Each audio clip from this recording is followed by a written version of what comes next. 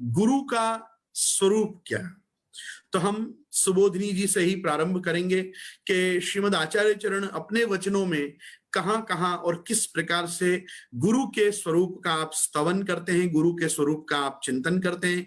आप महागुरु हैं, परम गुरु हैं, जगत गुरु हैं, तो आप बताते हैं श्रीमद आचार्य चरण के तीर्थम ही द्विविधम गुरु रूपम जल रूपं चेति। तीर्थ दो प्रकार के होते हैं, एक तीर्थ गुरु रूप होता है और एक जल रूप होता है। मतलब जिस किसी तीर्थ में हम जैसे स्नान आचमन पान करके पुण्य लाभ करने जाएं, वैसे हम हमारे गुरु के पास भी पुण्य लाभ करने के लिए जा सकते हैं। गुरु का दर्शन, गुरु का संस्पर्श, उनके चरणारविंद का पूजन, उनकी चरण रज मस्तक पे धारण करना, ये तीर्थ रूप माना गया है। तो तृतीय स्कंद के 15वें अध्याय के 47वें श्लोक की सुबोधनी में श्री महाप्रभु जी आप आज्ञा करते हैं, तीर्थम ही द्विविधम गुरु रूपम जल रूपं चेति। फिर आप दशम स्कंद के 84 अध्याय के 33वें श्लोक की सुबोधनी में आप आज्ञा करते हैं, आदौ व्यसनापगमे गुरुरैवेकं साधनम एतत् सर्वं गुरोर्भक्त्या इति वाक्यात् सम्यक् त्यागः साधनत्वेनापि गुरु सेवायां तेनैव कृतार्थत्वात् योगो व्यर्थ इति भावः। व्यसनों से रहित होने में, व्यसनों से रहित होने में अर्थात अज्ञान रूपी बंधनों से मुक्ति पाने के लिए गुरु ही एकमात्र उपाय है, क्योंकि ये सब गुरु से ही संभव है। इसलिए सम्यक प्रकार से त्याग साधन संपन्न होते हुए भी करना चाहिए, इससे सात्विकता आएगी। गुरु सेवा से ही कृतार्थता होने से योग भी व्यर्थ है। तो गुरु सेवा की प्रधानता बताते हुए श्रीमद आचार्य चरण आप यहाँ कह रहे हैं कि और सब साधनों की अपेक्षा गुरु सेवा ही आपको योग की सिद्धि करा सकती है।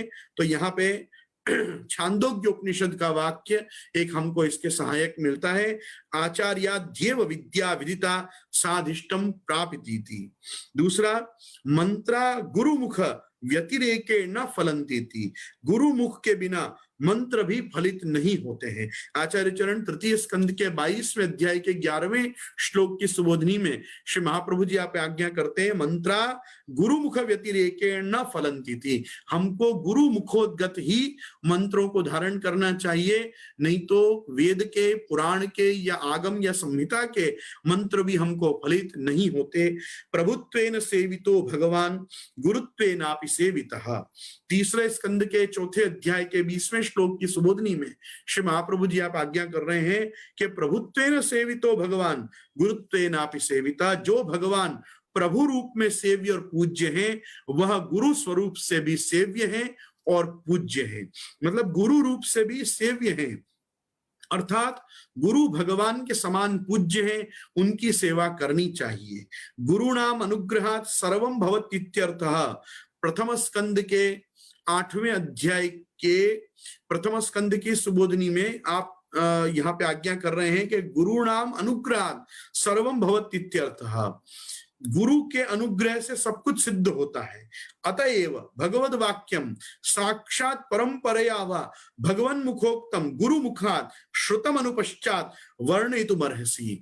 आज लोग शास्त्रों को पढ़ाना शुरू कर देते हैं। हम सुनते हैं कहीं गीता क्लासेस चल रही हैं, कहीं भागवत क्लासेस चल रही हैं, कोई भागवत जी पढ़ा रहा है, कोई गीता पढ़ा रहा है, कोई उपनिषदों की क्लास ले रहे हैं। लेकिन देखो यहाँ पे महाप्रभु जी क्या आज्ञा कर रहे हैं कि अतएव भगवद वाक्यम साक्षात परंपरया वा भगवन मुखोक्तम गुरु मुखा श्रुतम अनुपश्यत वर्णयितुमर्हसि। मतलब जब तक शास्त्रों को भगवान के वाक्यों के रूप में साक्षात परंपरा से, मतलब ऋषि द्वारा प्रोक्त अथवा गुरु मुखोद्गत आप न सुनो, तब तक किसी को नहीं पढ़ाना चाहिए। गुरु मुखोद्गत शास्त्र को धारण कर कर ही हमको पढ़ाने का अधिकार प्राप्त होता है। इसलिए भगवद वाक्य साक्षात मतलब प्रत्यक्ष, परंपरा अप्रत्यक्ष रूप से या भगवन मुख अथवा गुरु मुख से श्रवण करने के पश्चात ही उसका वर्णन करना चाहिए। प्रपन्न एवं अधिकारी शास्त्र मार्गेण यो भवेत्। 13वें यहाँ पे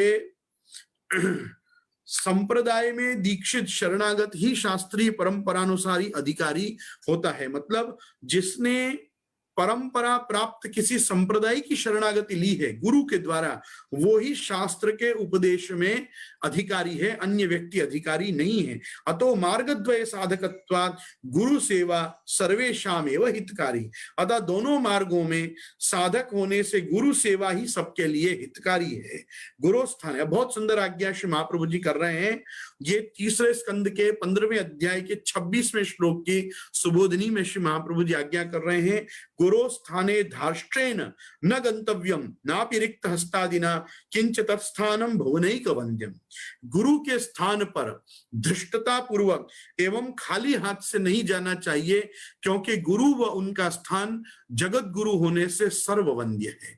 हमको ऐसा तो बहुत जगहों पे हमको अन्य भी मिलता है, वेद में भी एक श्रुति प्राप्त होती है, रिक्त हस्तम न पश्येद आचार्य समित पाणी श्रोत्रिय समय गुरुमेवाभिगच्छेद। हाथ में यज्ञ की समिधा लेकर ही गुरु के सामने जाना चाहिए। इसी कारण से चाणक्य नीति में चाणक्य ने भी ये वाक्य कहा है कि रिक्त हस्तम न पश्येच राजानाम देवताम गुरुम। राजा को, देवता को और गुरु को खाली हाथ नहीं मिलना चाहिए। इसीलिए अपने यहाँ कोई ना कोई भेंट की परंपरा रही कि जब भी गुरु के सन्मुख जाते थे तो या तो कोई ना कोई सेवा सामग्री की वस्तु लेके जाते थे और या भेंट लेके जाते थे, और भेंट करके ही मिलते थे। क्योंकि गुरु स्थाने धाष्ट्रेण न गंतव्यम नापि रिक्त हस्तादीना, मतलब धृष्टता पूर्वक, मतलब कोई मन में छल रख के दुष्ट बुद्धि से गुरु के स्थान पे नहीं जाना चाहिए। ऐसा हमने पुराणों में सुना है कि अन्य स्थाने कृतम पापम तीर्थ स्थाने विनश्यति, तीर्थ स्थाने कृते पापम शिव स्थाने विनश्यति, शिव स्थाने कृते पापम विष्णु स्थाने विनश्यति, विष्णु स्थाने कृते पापम गुरु स्थाने विनश्यति, गुरु स्थाने कृतम पापम वज्रलेपो भविष्यति। जब कहीं भी आप पाप करो तो तीर्थ में जाके उसका मार्जन करो, तीर्थ में कोई पाप हो जाए तो देवस्थान में उसका मार्जन करो, देवस्थान में कोई पाप हो जाए तो शिव स्थान में उसका मार्जन करो, शिव स्थान में कोई दोष अपराध या पाप हो जाए तो विष्णु स्थान में वो निवृत्त होते हैं, विष्णु के स्थान में कोई दोष अपराध या पाप हो जाए तो वो गुरु स्थान में जाके निवृत्त होता है। पर गुरु स्थान में यदि कोई जाके पाप करे तो वज्रलेपो भविष्यति, उसका तो फिर नरक में वज्रलेप ही हो जाता, उसको फिर और कहीं भी गति नहीं मिलती। तो गुरु स्थान को सर्ववंद्य होने के कारण बड़ा उच्च कोटि में माना गया है। यहां तक कि हमको वाक्य मिलते हैं कि मनुष्य चरवणा बद्ध साक्षात परम शिवो गुरु। ये एक स्मृति का वाक्य है कि जिसमें कहा है कि मनुष्य के चमड़ी से बंधा हुआ साक्षात परब्रह्म ही गुरु है।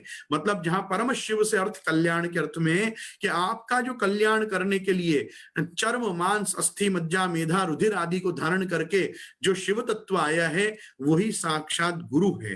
तो एक और यहाँ पे स्मृति वाक्य है जिसको श्री महाप्रभु जी ने भी प्रथम स्कंद के 7वें अध्याय के 46वें श्लोक में उद्धृत किया है, धर्मे ही गुरुर्मूलम।